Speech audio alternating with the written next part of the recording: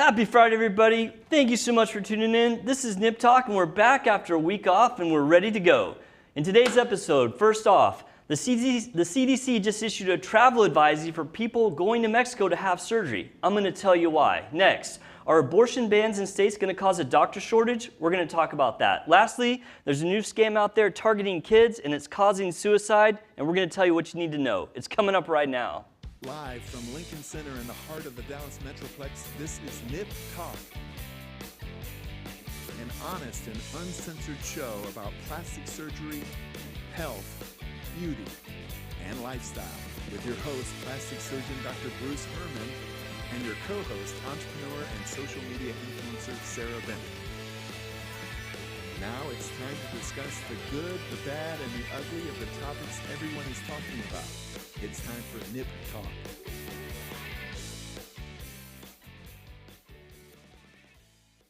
Welcome back, everybody. Thank you so much for tuning in. We really do appreciate it. Please leave us a like, subscribe to the channel, and leave us a comment. We want to know what you want us to talk about. I'm your host, plastic surgeon Dr. Bruce Hermann, and with me always is the great Sarah Bennett. Hi. And in the box is the man, the legend, Travis. What's up, dude? What's going on? How's it going? It's going good. How you been? Cannot complain. How about y'all? Been good. It was nice to have a week off. We didn't have a show last week. I was on vacation last week. I was really gonna try and do a show while I was on vacation, and the vacation was so crazy that I just couldn't pull it off. And I felt bad, and I wanted to post something, but I was like, well, I think the world will probably survive if we miss one episode. What was the crazy part about it? Oh my gosh. All right. So I don't want to bore you guys with like tales of my vacation, but I will give you kind of some of the highlights because it was pretty insane. So we went to Italy and we flew into Rome, and the reason we were there is we were doing a motorcycle trip down the Amalfi Coast and around the east side coast of Italy. And so we have this motorcycle group that we were meeting. They're the people I ride with all the time. So my wife and I went a few days early, and we did the Rome thing, which was really cool because neither of us had been to Italy. And so we picked up our bikes. Everyone flew in on Saturday. They met us there. And then on Sunday, went and picked up our bikes.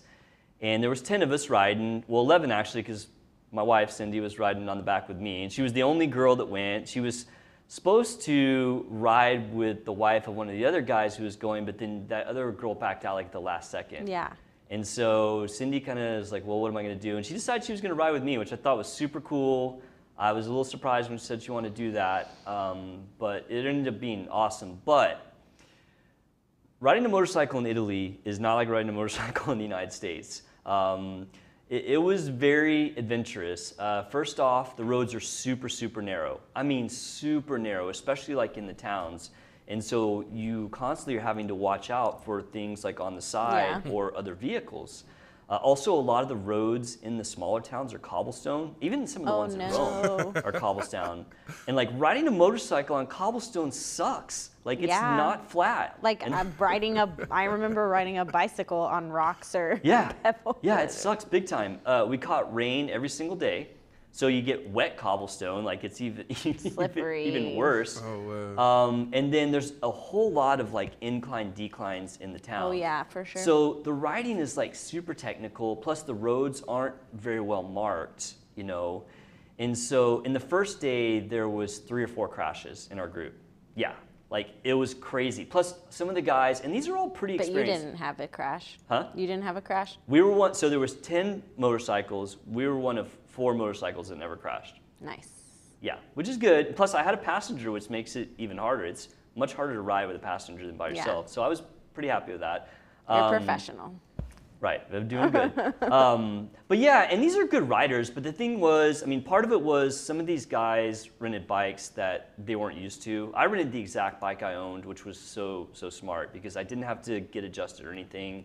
Some of these guys weren't used to riding with side bags because we were on the road for 7 days. So you got to have like maximum luggage. Well, a side bag extends the width of your bike noticeably, and you kind of get used to how wide a motorcycle is, but if it gets suddenly wider, you can sometimes get caught off guard. So a couple times they were catching things with their back end. And then lastly, just the complexity of the driving, like wet cobblestone, hairpin turns on inclines and declines, people, had crashes. And so on the second day, like 2 people dropped out. They were like, we're done. Oh, they just were like, I'm gonna stay here at this area. Yep, that's exact. One of the guys went back to Rome. So we went from Rome to Positano so Positano is that really famous city that you see on the postcards where it's like on a cliff and it's got the colored buildings, but they're like doo, doo, doo, doo, doo, because they're going up the cliff. And then we went to Reggio Calabria, which is on the tip of the boot. Oh no, sorry, we went from Positano to Maratea, which is kind of halfway down, then to Reggio Calabria, which is the toe of the boot, then over to Brindisi in the heel, and then up to Pescara on the Adriatic side, and then across. So it's 1,350 miles. It was amazing. It was just a little bit more exciting than I thought it might be. I thought it would be kind of like riding in the States, and it's kind of chill, you know. But this was like adventure riding. And then we got shook down by the police in one town. Yeah, we had to go to the police station, and they like processed us, and it was like a shakedown. They said that we thought it was like weird because y'all were all a bunch of like motorcycles driving around. Dude, we're all I'm the youngest guy by like 20 years. Like this is like hell's geezers, right? I mean, we're not like a motorcycle gang here right, at all. It was a shakedown, man. They like just came. They wanted to take our money, and they said that we'd illegally parked, and if we didn't come down to the station, they were gonna impound the bikes. But it was nuts. One guy got lost, ran out of gas, had to like leave his bike. Another guy, well, the same guy. Got lost in the mountains and ended up sleeping outside one night. I mean, it was just a crazy trip. So yeah, by the end of it, I was just like, okay, on Friday because we got back to Rome on Friday, you know, it was probably 2 in the afternoon. So that's like, you know, 7 in the morning here. So I certainly could have prepped for a show to do it too. But I was like, I'm done, man. I'm like going to the bar and I'm gonna have some drinks and I'm out. So anyway. It sounds like the Griswolds family vacation. You remember like dude, it was like that, but your life's in jeopardy. Oh, I do have some pictures. I brought just like a few. Oh, yeah. I don't want to bore you with pictures. Yeah, and he got me a present. I did get you a present, and I brought Travis money. Yeah, I got my present too. Yeah, I know Travis likes foreign money. I do. Travis just likes money. Foreign money for sure. So this is not anything great. Okay, so that's the Coliseum, which is really cool. We know what that be. Huh? It's like 2,000 years old. She's so cultured. It's really neat. That's the coolest place to take the picture. Thanks to my guide. I can't remember his name, but he was awesome. That's Positano. So that's the city on the cliff. Yeah, and that's really you can see pretty. the buildings, yeah, and nice. it's the sun was not in a great place because it was like sunset by the time we got there. But like the town is just amazing. If you go to Italy, please go to Positano. I want to go back. So that's me and Cindy. So there was a car following us, and I had them take that picture while we were actually riding. So that's me and my wife on the bike, all geared up. Yeah, that is a wide bike. How did you tell them to take the picture? I was like, well, these were, you know, older gentlemen. I was like, just do your best, take a bunch of pictures, and that's the best one that I got. Did you do it while y'all were riding? Yeah, we were riding down the road. Oh, yeah. Wow, that's dope. Yeah, I gave them Cindy's camera and she took that one. And I think the last one was when we were cutting. So those are the mountains like in the middle of Italy. That's when we were cutting across from the Adriatic Sea over back to Rome. And we just kind of stopped and took some pictures. That's really nice. And no cobblestone. So. No cobblestones there. That was the, they call it the Autostrada, which is the freeway or Autobahn, you know, for Italy. So. Oh, wow. That's nice. Yeah. The pictures look amazing. Yeah, I took a ton of pictures. We did we did the Colosseum, we did the Vatican, St. Peter's Basilica, we walked through Rome. I mean, it was a blast. It sounds like it. It's one of those things where you say a trip of a lifetime, but then I always hate to say that because it's like, I want to do something like that again sometime. You know? You should go to Greece. I'd love to. Yeah, the motorcycle groups. Greece from that. I mean, Rome, Italy reminds me of Greece. Well, and Cindy said that she wanted to go to Croatia and Greece, so that actually may happen. You know, but we had a great time. The Santorini reminds me of that picture you just took off. Yeah, with right, all Santorini. Mm-hmm. And I will say, I want to give a shout out to my wife. She stayed on the bike 7 days through the rain. You're awesome. There's not a lot of people that would have done that. I mean, everybody was in the group was super impressed. They gave her like a biker nickname, the whole thing. So good job, Cindy. You did great. That is nice. So. Here, oh yeah, your thing. Yeah. So it's not anything crazy. I mean, it's. You drink wine, right? It's true to me. Yeah, of course. So it's a wine stopper. That's apparently Murano glass is a thing in Italy. I think I've heard of it before. Anyways, that's Murano glass. So I thought, you know, it's a wine stopper. So. It's very pretty. Well, I'm glad you like it. So nothing huge, but I was thinking of you guys while I was gone and thinking about the show, and I was like, oh, I got to get them something. So. We appreciate it. We appreciate it. All right, so enough about vacations. I guess we'll move on to some pretty good topics today, I think. One of them's kind of a repeat from something we've done before, but there is a new CDC announcement out, and it is about plastic surgery.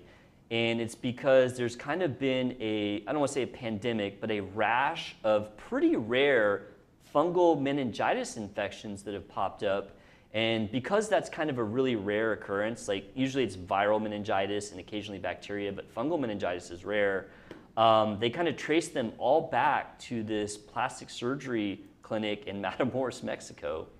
And Yikes. so the CDC has released this announcement that says that if you're thinking about traveling to Matamoros for plastic surgery, don't do it, which I really think the CDC should be saying that like anyway. But yeah, like just don't go. Just don't go. So the story behind this, there have been now 5 people who had spinal anesthesia, so like an epidural, so like what you get when you're having a baby, for liposuction, which I think it's crazy to get a spinal anesthesia. Like, I mean, to me, it's much easier to get a general. I would never do a spinal for that. But of course, this is why I don't think going to foreign countries is great. But anyway, so they did these spinal epidurals, and of course that does introduce the potential of contamination to your spinal column. So when your your meninges, which is the covering of your spinal cord, gets an infection, it's called meningitis. Yeah. And viral meningitis is not something that's critically dangerous, but bacterial and fungal are. And bacterial is probably a little bit higher mortality, but the one thing about fungal is there's no vaccine. Yeah. I don't know if you guys have heard, but there is a vaccine for viral and bacterial meningitis, and they recommend the kids going to college get it because of the close proximity in the dorms. Yes. But for fungus, there's not. And so they've isolated 5 people so far, which means there's probably more out there. 1 has died, and 4 are still in the hospital. And so this is kind of a serious deal, and these were all tracked back to the Riverside Surgical Center in Matamoros and Clinica K3 in Matamoros. And so just so that people are aware of the symptoms of meningitis, the one that you always hear about like in med school, and it's like the kind of like the classic symptom is stiff neck. Okay. It's almost like you were in a car wreck, but you weren't, and your neck's like, oh my God, Like my neck hurts. whiplash or something? Sort of like that, it's just really stiff. Headaches, fever's another one, nausea, vomiting, confusion, and then sensitivity to lights. So those are the symptoms of meningitis. Especially if you've had an epidural, whether it be in Matamoros or elsewhere, if you ever have those symptoms, please by all means go to the ER, because meningitis can absolutely kill you. Right. It's a very dangerous, deadly infection. So with fungal meningitis, if it's untreated, the mortality rate's 100%. Yeah. Like if you get fungal meningitis and you don't get treatment, you die, period. Now, if you go get treatment, because there are some pretty good antifungal medications out there, the mortality rate goes to 10%, which that's still pretty high. I don't want to catch something where my chance of dying is 1 in 10. That's way too high for me. If you ever think you might have it, definitely seek treatment. So because these fungal infections are pretty rare, it's not like, unlike sometimes when people get infections, it might be from contamination from someone's skin, either the patient's skin or the surgeon's skin. Fungal infections are more unusual, so more than likely this originated from some sort of like contamination of equipment. Probably, yeah. Fungus gets on like some equipment, maybe some of the machines that wash the instruments or the needles, maybe they're reusing needles. So something caused this, but it is a big deal. And I don't know how many times I've preached here on this show about the dangers of medical tourism. Yeah, they should just outlaw going to Florida and Mexico. That's a big step. I like what you're thinking. Probably that's a really big step. I like it, but Just probably don't have plastic surgery in any of those places. Yeah, it's a rough one, because things like that where you get a contamination of equipment is something that shouldn't happen. And one of the reasons that we have all the safeguards in the United States, and I'm not saying that it can't happen in the United States. Right. It can, but it's not common. Yeah. You don't see that very often where people are dying from a repetitive infection. So I know we talked about medical tourism a time or two, but there are a chance that somebody is seeing this for the first time. So I do want to tell my reasons why I'm against medical tourism. And first off, why do people do it? You know why? Tell them. Cheaper. Cheaper, right? It's quite a bit cheaper. In fact, some of the studies say you can save 40 to 50%. If it goes right. If it goes right. God, you should be hosting the show. You're right. You're exactly right. If it goes right, because if it goes wrong, one of the things in the United States is, say for example, if one of my patients has a complication, well, they don't have to go to the ER. They call me. I say, come to the office. Let's take a look at it. And most of the time, I can just deal with it in the office and that's it. Well, when you go out of the country and have surgery and you get home and you have a complication, I mean, it's pretty much impossible to get into some doctor's office. Yeah. So then you have an ER visit, and that generates a big bill. And immediately, if you have to go to the ER after you, even if you have insurance, if you have to go to the ER after you've had cosmetic surgery out of the country, like your savings is gone, right? So you're absolutely right. But some of the things that are my biggest concerns about medical tourism, and if you know anyone who might be thinking about medical tourism, please send them a link to this video. Because it's not like I feel like I'm losing business from this. The reason I'm kind of passionate about this is for the last 15 years, I've been treating patients that have cosmetic surgery out of the country. And I treat about, on average, 1 a month. So first thing is certification of the doctors. I mean, there's problems with certification with doctors in the United States. We have OBGYNs and internal medicine doctors doing cosmetic surgery in Dallas Metroplex. What's happening in Matamoros, Mexico? I mean, who knows? Likewise with the facilities. I mean, same thing. Facilities in the United States are a little bit more tightly regulated than the doctors themselves, which is odd. But you do have that question of what's happening in other countries. Yeah. And then one of the big ones for me is the doctor-patient relationship. And this is why I'm against medical tourism even within the United States, is because when you look at like what's one of the biggest causes of malpractice cases, it is a failure of communication between the doctor and the patient. And when you are getting on the internet and searching out this place and saying, I want to have a BBL or a tummy tuck or whatever, you're not really talking to the doctor. You're talking to one of the intermediaries. And a lot of times you show up at these places, you meet the doctor right before surgery, and then like you're in and having the surgery. I mean, that's not the way to do things to maximize your outcomes. No, doesn't feel comfortable. I don't know. How would you feel about that? I mean, you seem like a pretty reasonable person. No, I'd feel like really like hesitant. Yeah. I'd feel like I'd have a lot of anxiety. Yeah. If I had to like go immediately. Yeah, and like just like you're on the spot. And then, well, at that point you're already there. I mean, how many people go and then get a bad vibe and then back out? I mean, probably zero, right? Because you think about like you probably. Because if they flew there. Yeah, you flew there, and I bet you paid. Spent like $500 to $600 on a plane ticket. I bet you pay the money up front. You don't pay after the surgery, that's for sure. So you probably pay before you even get there. So that's actually an interesting question. Deposit. Huh? I bet they have to pay a deposit too, or something. I bet there is a deposit for sure. I mean, we do that here in the United States because we can't have people canceling surgery because then it just from a business standpoint it's bad. So. But yeah, poor doctor-patient relationship, language barriers. I mean, these are complex topics that are hard to get across when you're speaking the same language as someone. So when you're speaking a foreign language, that could be even harder. One of the biggest issues too is complications generally arise after patients leave. Yeah. They go and have the surgery. Everyone's fine in the first few days unless they have bleeding, which is rare, but it can happen. But the more significant complications, things like infection and then healing issues, which are the biggest ones for these cosmetic surgeries, happen after the patients are already gone. And then you get back, and a lot of surgeons in the United States don't want to deal with other people's complications. Like if you call up a plastic surgeon's office, say, hey, I had a BBL and wherever, and I'm having problems, you're going to have a hard time getting in. You're going to get stonewalled in a lot of offices. And then, as you said, you end up going to the ER and spending more money. So. Yeah.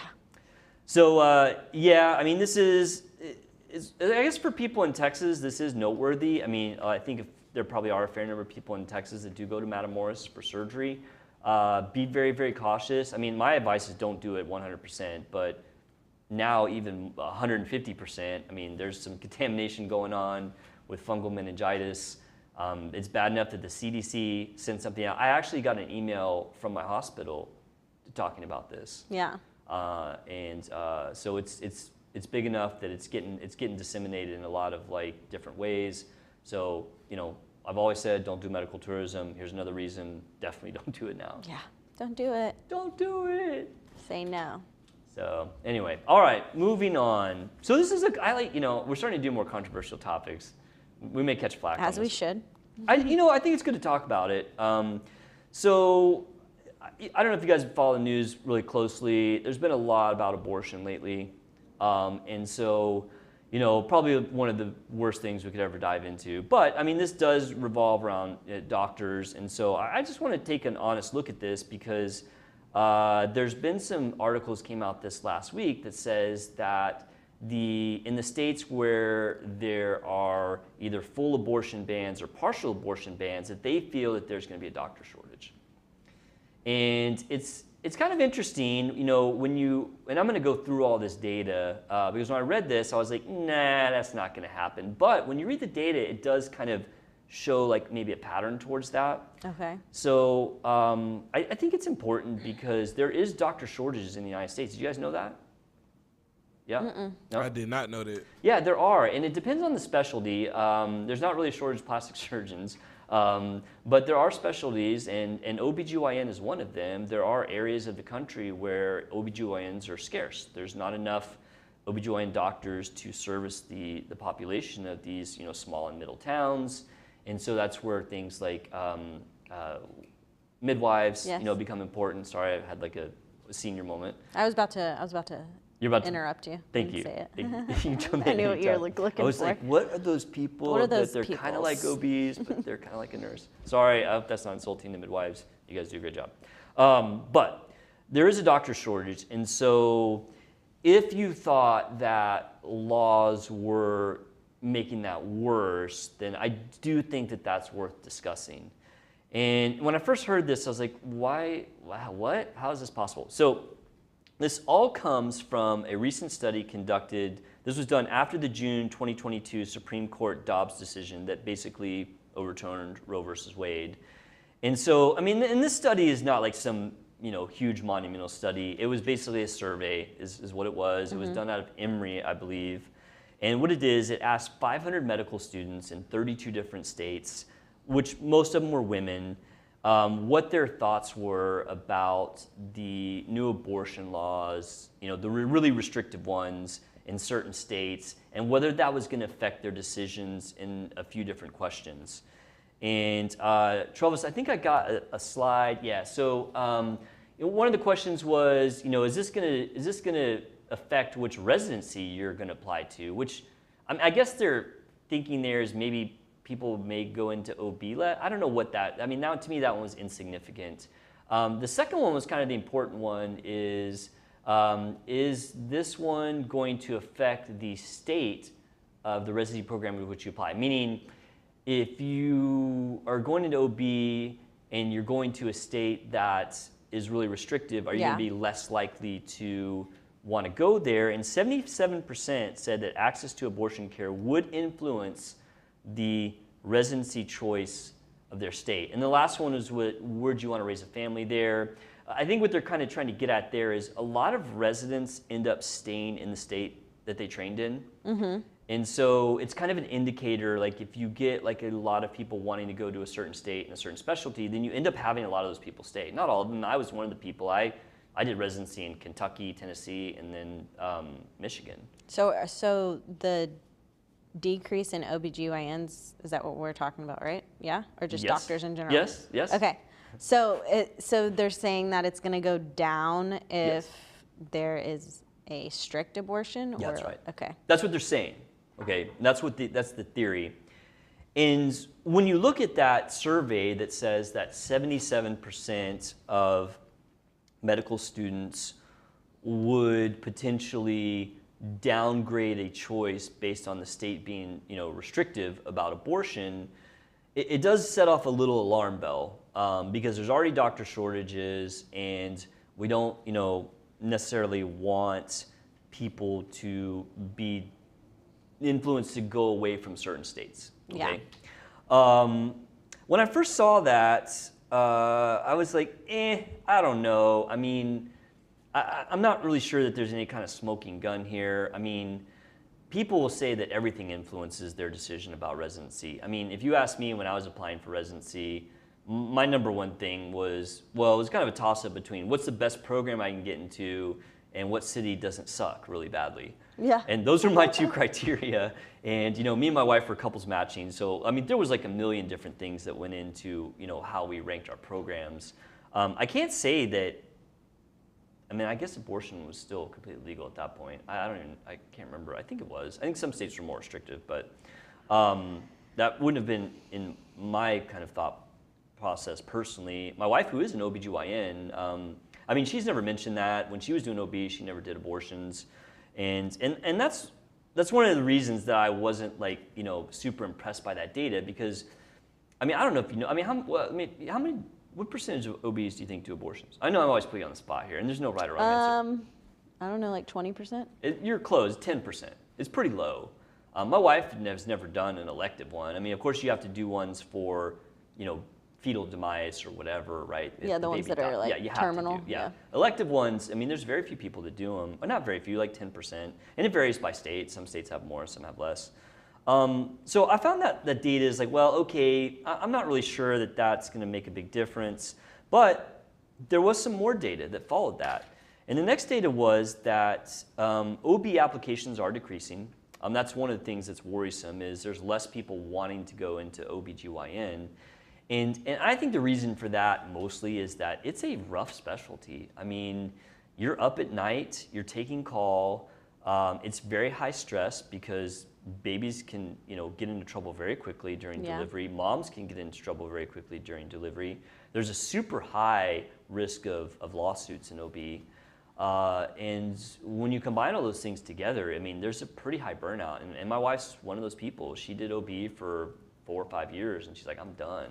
Yeah. It's like, I'm not going to do that anymore. It's just too much. Yeah. My OB was very straightforward, like, because I had a C-section with Avery, and she was like, I'm doing a C-section, and I'm not, like, nothing else. So, right. You're going to get this, and you're going to like it. Or if you don't want this, then you're going to have to go to another doctor. Really? And then she was like, and then if you was that because stay of some? with me, because she was breached. Oh, of course, right. Oh, that makes perfect sense. But some people are like, no, I'm going to have my baby naturally, or whatever. And I was like, I mean, I don't blame that OB.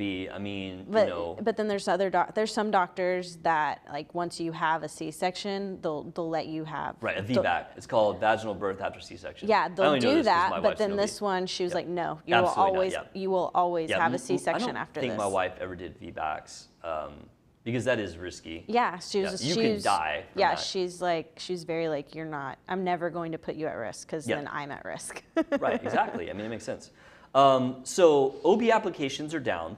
Overall, they're down by 5%. But after the new law, or the Dobbs decision, the states in which had really restrictive abortion laws, the rate of applications was down by 10%. So not only do you have people now in that survey saying, okay, I may not go to a state that has restrictive, abortion laws to train, you actually are now seeing potentially that there's actually a decrease in applicants. Now, I think the dust will settle once it all gets out of the freaking media. I kind of agree with you. And people will go back to doing what they want to do. Yeah. Or what they're passionate about. I kind of agree with you. There's two things about that data that I have questions about. One, at the time, the states that had really restrictive laws were pretty small states. At that time, it wasn't Texas, it wasn't Florida. And so those states tend to have much smaller programs because they have smaller populations. And when you see an overall downturn in applications, you're going to see the biggest downturn in states that have the fewest programs, because people cast their nets far and wide. So the states that have a lot of programs, probably went down by like 3%, but then the smaller states went down by 10. So that's one reason that might have happened. And then also all the spots filled, even though applications were down, every spot filled, and the match rate was the same as the previous year. So I don't know if that data is important or not. I kind of think it's not that important. I mean, as far as like the decrease in applications, I think there's reasons that. I would like to know what they're choosing besides being an OBGYN. People are going to a lot of like shift work. Specialties where you take call are hard. Things like anesthesia, OB, surgical specialties. I'm kind of the only exception. My call is not that bad, but taking calls sucks. I mean, you're basically working when you're at home, in addition to the hours you already work. So I think a lot of people are taking, more shift type work. Things are less stressful. Lifestyle is really important these days, which, back when we were going through, my wife and I did OBGYN and general surgery. It's like the two worst specialties you could pick. I mean, to us, lifestyle wasn't that big of a concern, but now it is. So the last thing about this is, and this is all going back to, is are these restrictive abortion laws going to decrease or cause a doctor shortage? There's a concern about training. So the ACGME basically is the governing board that determines what a program has to do to graduate a resident. Okay. So like an OB resident. Yeah. They say, oh, you have to have 100 C-sections and you have to have 500 deliveries. And I don't know if those numbers are right, so please don't quote me. But the ACGME does say that you have to have some abortion training. And that's new because when my wife went through, that was not a thing. I think they implemented that like 4 or 5 years ago when I was looking back. I felt that's such a big responsibility to have. What's that? To Deliver babies? to deliver babies and to give abortions. Yeah. That's a scary responsibility either way. It is. I mean, you know, there's a lot to unpack there. I mean, Yeah. You're right. I mean, my wife would be the first one to tell you that delivering babies can be very, very stressful. Yeah. You know, and you know, one of the things that was really rough for her is, you know, you get a lot of people that don't get any maternal care. You know, when you look at the data in the United States, and this is totally getting off in the weeds, but whatever. When you look at the data in the United States, our maternal delivery data is not great, meaning we have more bad outcomes with births than other countries. And a lot of I it, did read that before. Huh? I have read that before. A lot of that is due to, I mean, some of it is due to access, but not really because any mother can get insurance through Medicaid if they want. But a lot of it is that people just don't go to the doctor. You know, there were many patients my wife would tell me about that patient comes in labor, never seen a doctor for their baby. And you know, I mean, this is up in Kentucky and, you know, Indiana. I mean, it's not like Highland Park, Texas, right? Or Dallas, you know. As soon as you like get a positive pregnancy test, you're like, doctor. Yeah, exactly. So a lot of times there would be bad outcomes and Yeah. babies die, and you know, and if babies dies, then there's lawsuit. And even if you do all the right things, I mean, you can get sued. And I think my wife just was like, I'm done with that. Like, you know, which is too bad. It's too bad because she was really good at what she did, and you know, it sucks to lose, you know, a good doctor. But anyway, the ACGME recommends that training programs train their residents in abortion. Well, if abortions are illegal, how do you train them? And so there's the question of, are programs in these banned states going to be able to train the residents? Now, So they probably have to like go to like Planned Parenthood, like to like universities. in another state. Yeah. Because if it's banned in the state, what are you going to do? Yeah. Now, there are exemptions for like religious or moral. So there's a lot of loopholes in there that are probably going to be fine. Either the residents go out of state for a month or they use the loopholes or whatever. So you know, at the bottom of this, like we've talked about, you know, these reasons why abortion laws may be affecting the doctor shortage. So, you know, I guess the question is this real or not? I mean, I think the data definitely suggests that it's real. When you look at this data, there are suggestions that this may affect the number of OB/GYN doctors in these certain states. I honestly don't think it's going to make a significant difference. I mean, there's still a lot of people that want to be OBs, and so I don't think you're going to see programs in states not fill. Now, one thing, and no one's talking about this, I think you might see a brain drain. So brain drain means like the smarter people steer clear. That may happen because even if you get, say, you know, 30% of people that say, well, I'm not going to go to a state like that. I mean, some of those people are going to be, you know, towards the top of their class, and it's going to knock out some of the higher applicants, and then you're going to start to fill with lower applicants, or even, you know, what happens with programs they don't fill, they can fill with foreign medical grads. And not that those are bad at all, but that's what happens when you can't fill with, you know, with U.S. medical students. And so there may or may not be a brain drain, meaning you're seeing, you know, less on paper skilled applicants applying. That very well could happen. Yeah. But I don't know. I feel like in the end, doctors are going to have to pay off their debt, and if states are offering big money for OBs to come and practice because there's not a lot of supply and there's a high demand, it's going to be filled. Yeah. So I do think that the take home from this is that, I mean, these laws do have unintended consequences, or potentially do. And, you know, and it goes well beyond, you know, doctor shortages. I mean, there's a lot of things that you could talk about with these new laws. And, you know, I think some of them are pretty restrictive. I'm not necessarily in favor of all of them.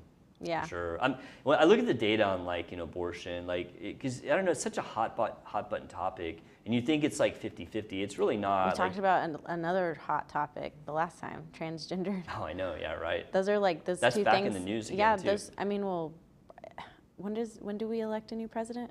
Isn't that all that stuff is being dug up? All of it's just going to keep right? getting. It's 23 right now. Yeah, all of it's just getting ready for the new. The new cycle to get people all excited. to get people all agitated and upset. Yeah. I honestly, I don't think this is going to be a huge thing. I do think some of the laws are pretty restrictive, but I mean, that's. Oh, what I was talking about is the percentage. Yeah. So like, he got me really sidetracked. Wheels are off. So 20% of people think that abortion should be completely illegal. Yeah. 20% think there should be no restriction, and then there's everyone in the middle. And I find myself in the middle, as with most things. Me too. Yeah, I'm not really an extreme on anything. So, anyway, interesting topic and something to think about. So, okay, moving on. Last topic. Now, this topic has nothing to do with medicine. Cool. It has nothing to do with plastic surgery. And it's kind of like a very serious topic. And the reason that I wanted to bring it up is because I think it's a very important topic, and I think our potential audience has kids, and it's a kind of a public service announcement about a scam that's happening to kids. And I read this news article this past week, and it was about a young man named Gavin Guffey, who was a 17-year-old out in South Carolina, and he basically fell victim to a sexual extortion scam through social media. Yeah, and it ended up in him committing suicide, like him taking his own life. And it was just it was just horrible. I read it and I just was sick to my stomach. And especially because I have a son, he's 18 and my daughter's 12. And they're on social media, and that's how this thing all started. And what's even crazier is someone tried to scam me in the same exact way. Now this was years ago. And since then I've noticed in my inbox that there's similar types of phishing. They call it phishing to try and catch someone in a scam. So how this scam works was he was sent a direct message on Instagram, and the scammers were masquerading as a young girl, okay?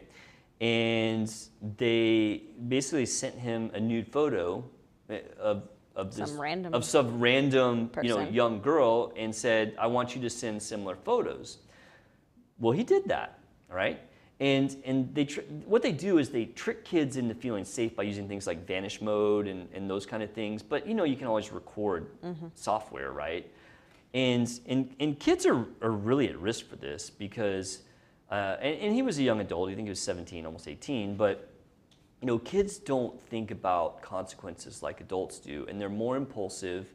And the reason for that is the prefrontal cortex, which is the part of our brain which does the really kind of hardcore decision making and analyzation, isn't fully developed until we're in our 20s. Yeah.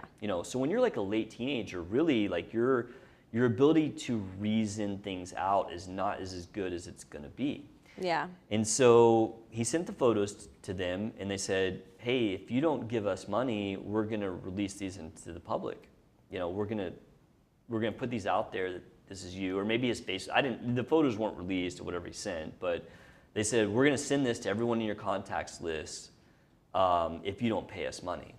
So it's extortion, right? They basically get you to send a pic or whatever, and they blackmail you and to send them money. Well, he sent them all the money he had through Venmo, and they said, "That's not enough. We need more money." And so he ended up taking his life. He killed himself. And did they ever find out who did it? They haven't. No, it's probably overseas. Almost certainly overseas. I get creepy messages all the time.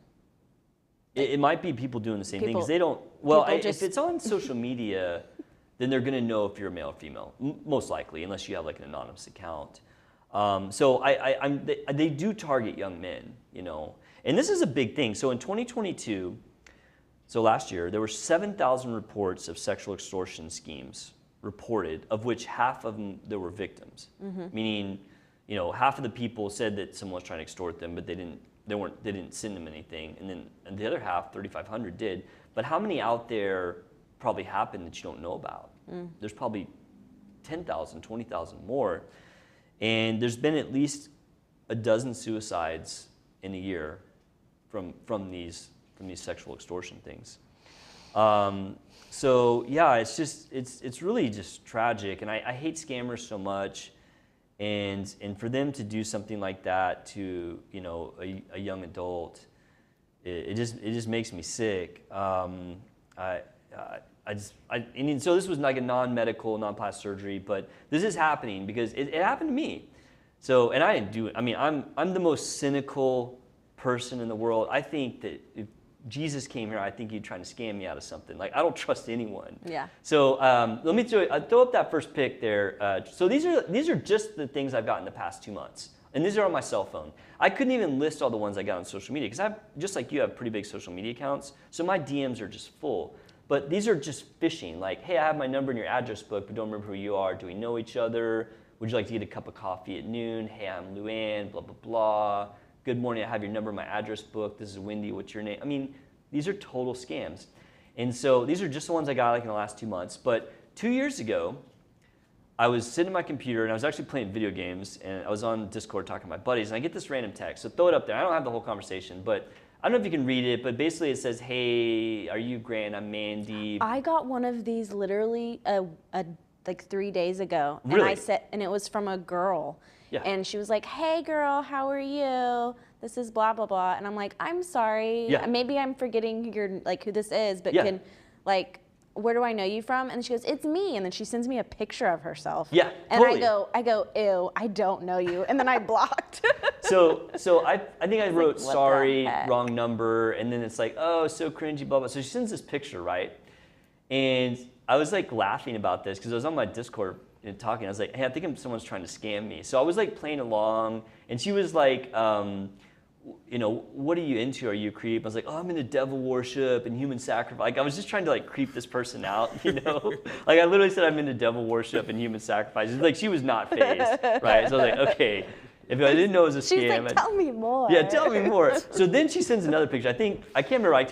So she sends this picture. Nice. And she then has them all just in her. Oh yeah, or- totally. It's like, tell me what you or want me to some do. And so creepy I like man. wrote something like, I would like you level up my video game characters and like. That's a good one. I know, right? And then she's like, pics make me horny. I was like, oh, you should get on Instagram. And then she's like, it says, show me your cock. So like, show the next one. This is what I did. I sent her a picture of Bubba Brewster.